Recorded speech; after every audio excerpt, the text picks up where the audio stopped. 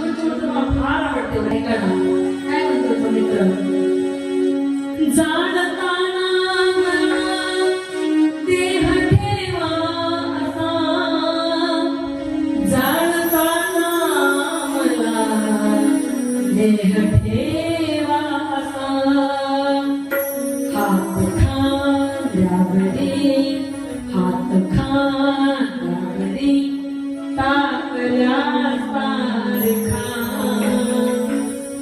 मित्र बनव्यामध्ये गारव्या